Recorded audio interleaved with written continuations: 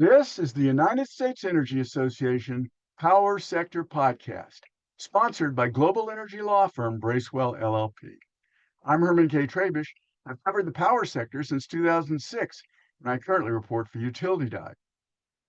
In this episode of the Power Sector Podcast, we're going to talk to regulatory attorney Sara Fitzsimon, policy director with the Independent Energy Producers Association, or IEP. Sarah's going to explain how California's Senate Bill 302 can protect the benefits of the federal clean energy tax credits in California and bring investment to the state that could more than pay for the costs to taxpayers. Sarah joined the Independent Energy Producers Association in 2023. She's also a board member with the Power Association of California, and she's previously been manager for federal government affairs and member programs with the Northern California Power Agency.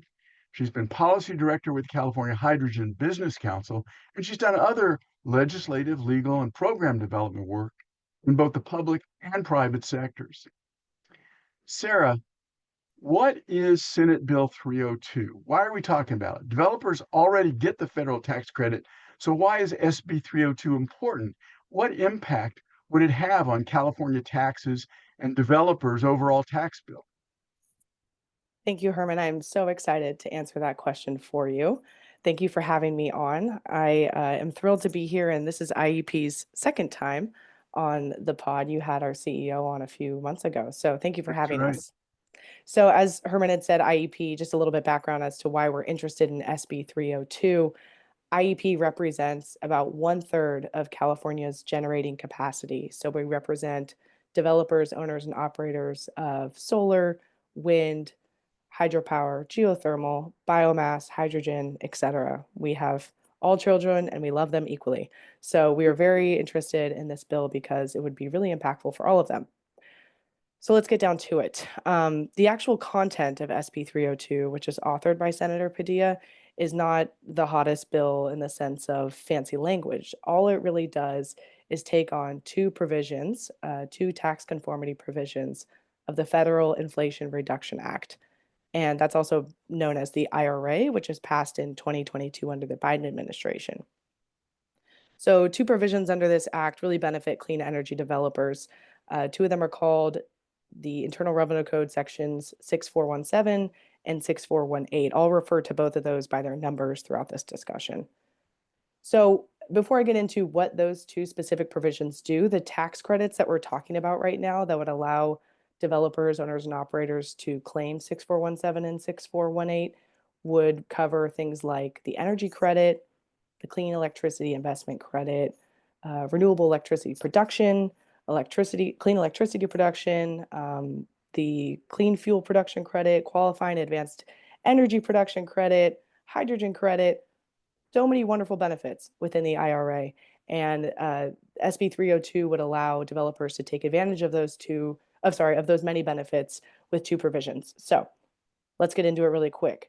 6417 and 6418 allow for more cost-effective financing of clean energy development. 6417 allows the entities that typically don't pay income tax the opportunity to receive these clean energy tax credits as a direct payment from the IRS rather than a non-claimable credit. So entities that would want this benefit include government, local governments, nonprofits, tribes, which are getting more and more active in the clean energy development, joint power agencies, so like the Northern California Power Agency that I had mentioned earlier, and electric cooperatives.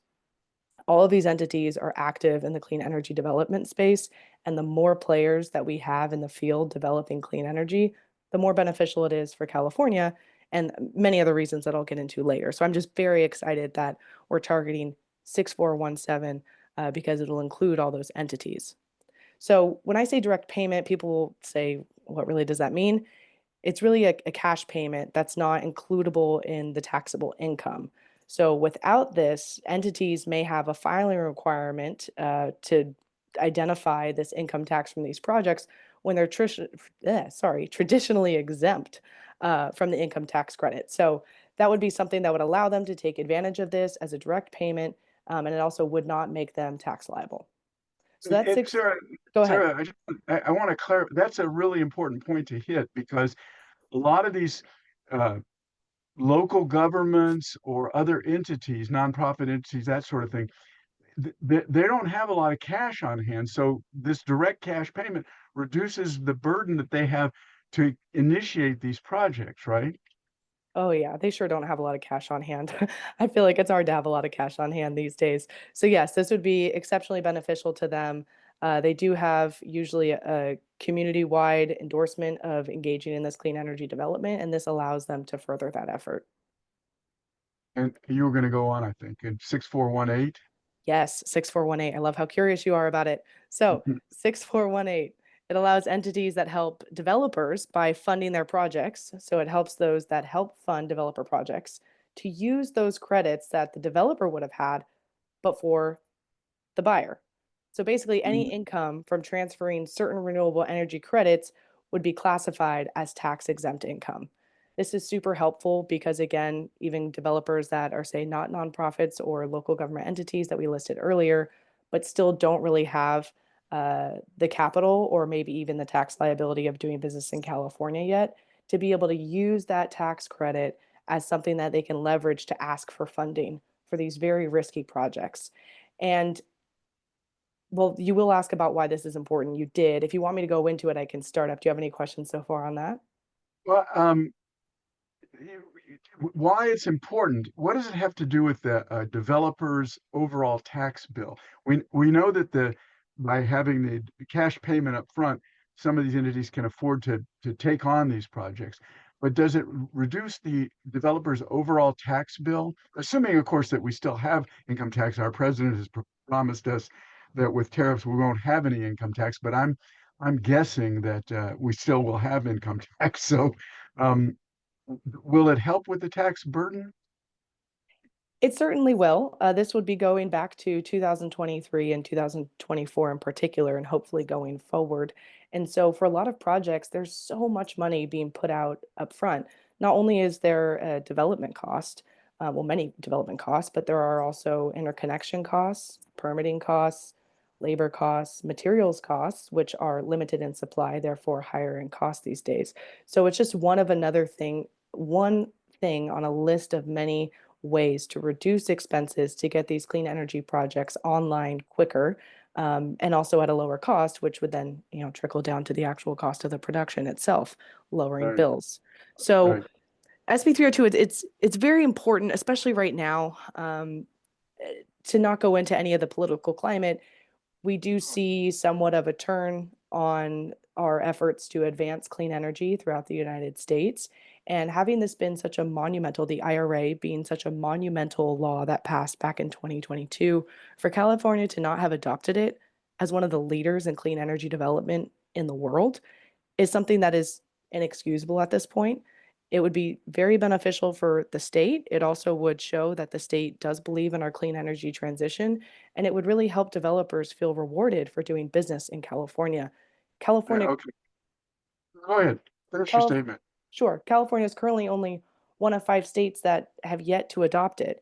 And We're California, going to talk about that in a few minutes, Sarah. So oh, let me sure, get you to hold that thought for just a minute. I want to get to something. I want to get to the status of 302. Um, sure. Before I ask that question, I want to reiterate something you said earlier, and I apologize for interrupting. Hold that thought. But you, you know, IEP represents all different kinds of energy. So a lot of people think, oh, it's you're going to get these tax credits for the solar and wind industries. It's much more than that. It's for so many natural gas producers want to be able to use natural gas in manufacturing hydrogen with carbon capture. If that goes, these tax credits would apply. There's a lot of the budding hydrogen industry is part of your association. Um, am I correct? I don't want to overstate this, so please feel free to correct me if I'm wrong. But it seems to me that when an organization like IEP gets behind it, it's a lot more than just wind and solar. Oh, absolutely. And yes, I do have a big bias towards hydrogen because that is where I got my start in this industry. I super believe in the technology and the fuel itself. It's a wonderful resource. So, yes, we do represent hydrogen, biomass, natural gas, And what's really been happening with a lot of these natural gas producers is not only are they trying to clean up their fleet by adding hydrogen opportunities, but also pairing it with battery storage as well. And so all of these clean energy tax incentives, because the list is so long, any type of advancement in clean energy, either expansion on an existing power plant today that's operating, whether that be natural gas or hydrogen blend, they also get to take advantage of these credits going forward. So it's something that benefits, yes, the existing markets of solar and wind, but geothermal as well. There's Yeah. conventional geothermal, and then there's this new type of geothermal where you dig into the ground in wells that don't already exist. And then we've It got needs to be. hydropower and we have biomass, and we're using biomass in so many different ways that we are now trying to find ways in which to reduce the cost of it because it is incredibly beneficial to be able to utilize waste that is already existing in a way that doesn't create methane. So yes, IEP has a huge interest in not just the solar and wind aspect, but we have members of all areas that are producing energy from resources that are abundant on this planet, but right now they're still trying to come to market in a way that we allowed all other fossil resources to come to market. So it's now our time to allow that market to expand, and this is a critical tool California can use to make that happen. This episode is brought to you by the Policy Resolution Group at Bracewell, where law, policy, and strategic communications intersect to help clients navigate what's next. At Bracewell, we know energy. It's the industry we serve, the power behind big ideas, and the force we bring to every challenge.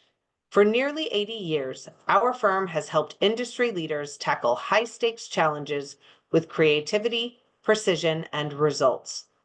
Bracewell's DC-based Policy Resolution Group helps clients anticipate what's coming so they can shape what's possible. From chaos to clarity. Learn more at bracewell.com/PRG. Well, let me get a quick fix on where SB 302 is in the legislative process. As I understand it, it's in something called suspense filing, which sounds like we should be on one of these podcasts about murder mysteries or something. But it actually has something to do with evaluating the costs and benefits of these provisions in the tax bill. Would but so now we're talking about costs in taxes. Would SB 302 reduce state revenues by reducing taxes and end up costing taxpayers, or would the benefits of it that bring more property taxes, more income taxes, more and decreased electricity and energy costs, and then of course produce all these indirect jobs from these industries getting up on their feet and going? Would that offset the cost to taxpayers? How does it work, and or do we know yet because of suspense filing? Yeah, so the term suspense is ooh, very scary. Yeah. However, basically all bills that are over $50,000 from the general fund go to the suspense file, and then all bills over $150,000 from special funds go to suspense. So there are very few things that are less than that. Most bills go to suspense. In that time frame, we really talk to legislators, policymakers, and their staff about the importance of taking bills out of suspense once we've looked at the economic impact and determined that it will not be detrimental to the state. So, Franchise Tax Board has done an estimate on SB 302. There are a lot of what ifs within their estimate. And that's because, well, we really haven't done this before for clean energy in particular, but we have done it before for other areas, say indie films and also low income housing. And I can get into that later if more questions follow.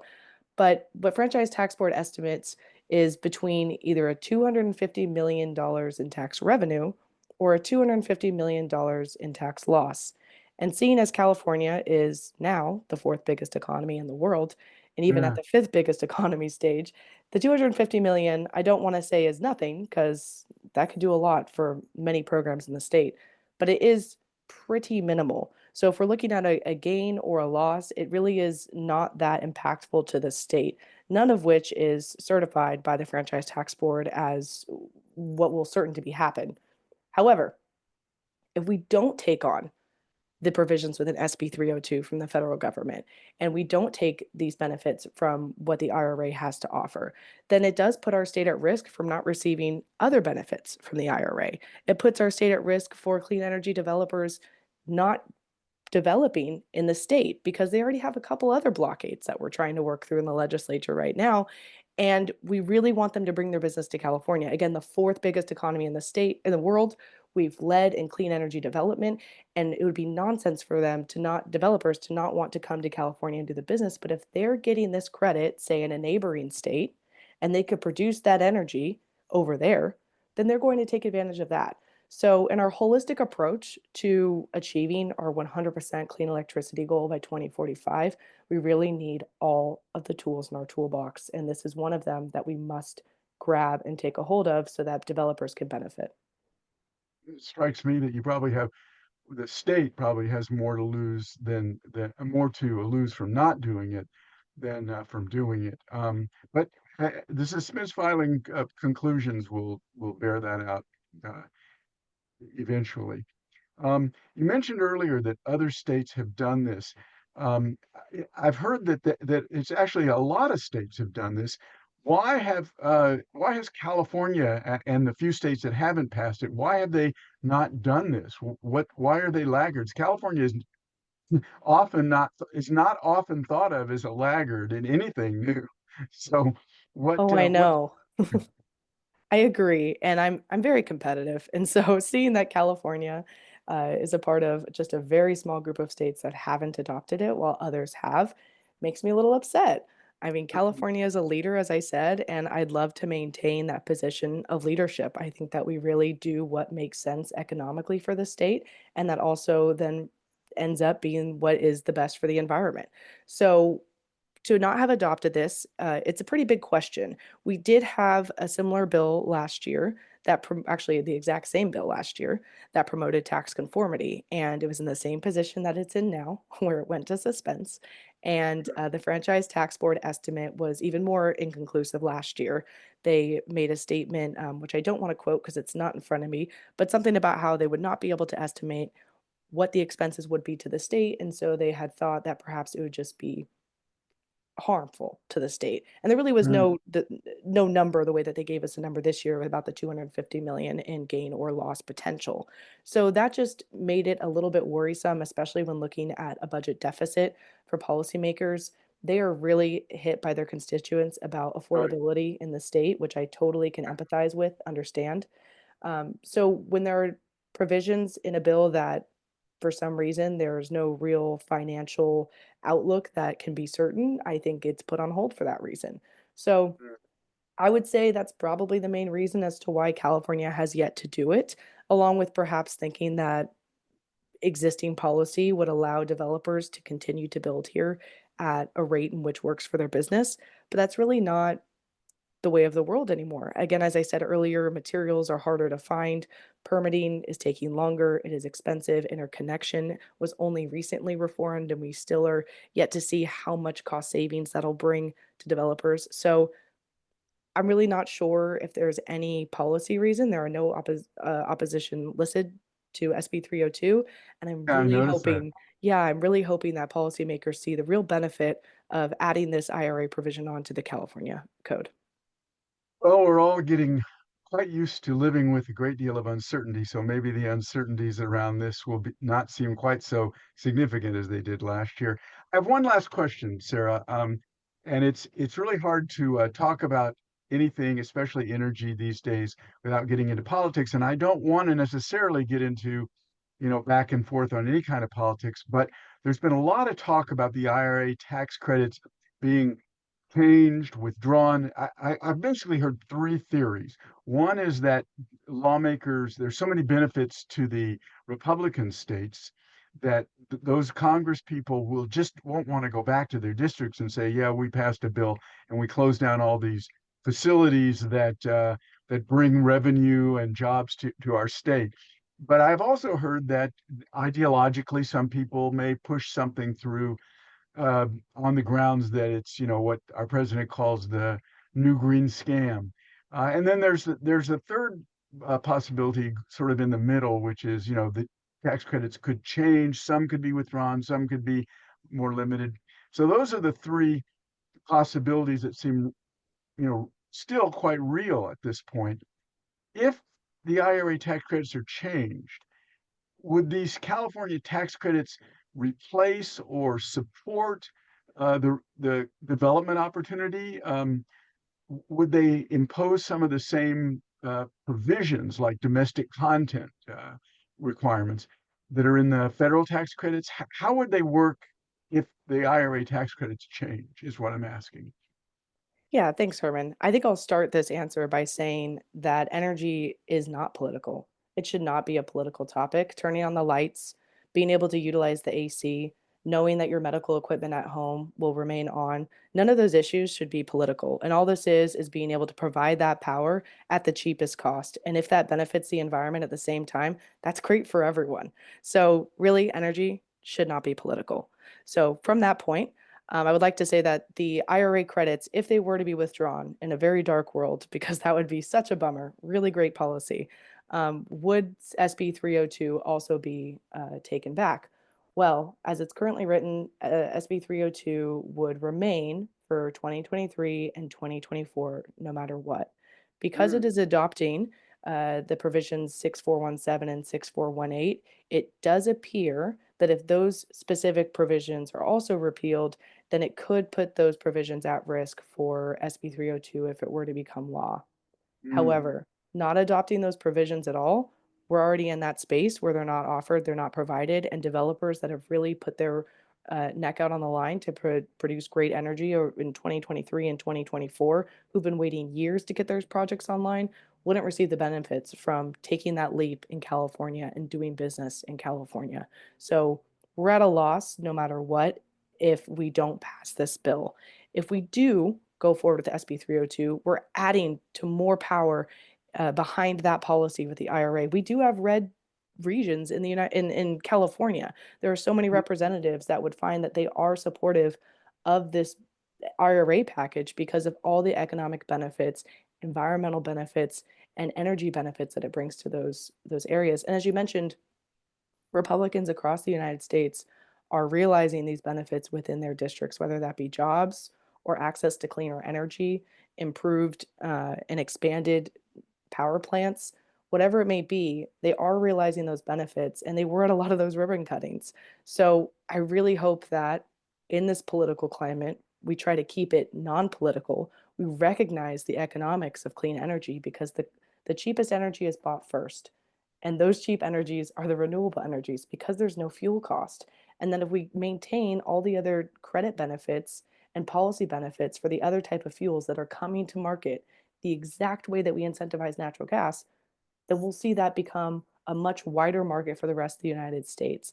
And a diverse energy resource is the most secure and cheapest option for the United States to go forward in our energy profile. So I really do hope that yeah. legislators will see that benefit. They'll maintain what they've said they would do when they signed that bill, and they'll support the benefits that are coming to each of those states, including California. So I Yeah. really hope to see it continue. We were talking about the author Thomas Friedman earlier in before we started the podcast, Sarah, and I got into this uh, field of endeavor, this work with clean energy at a time when Tom Friedman was calling it, was using the phrase "green is the new red, white, and blue," and I couldn't agree with you more that it still should be. It's not a political issue, but that's all the time we have, Sarah. I want to thank you. My guest has been regulatory attorney Sara Fitzsimon, policy director with the Independent Energy Producers Association, and she's described California Senate Bill 302, which is designed to help protect the benefits of the federal clean energy tax credits and accelerate investment that could more than pay for costs to California taxpayers. I also want to thank our sponsor, Bracewell LLP. And as always, I want to thank our listeners for taking the time to check out the USEA Power Sector Podcast. Don't forget to subscribe, like, and share with everybody you know our quest for energy transition solutions.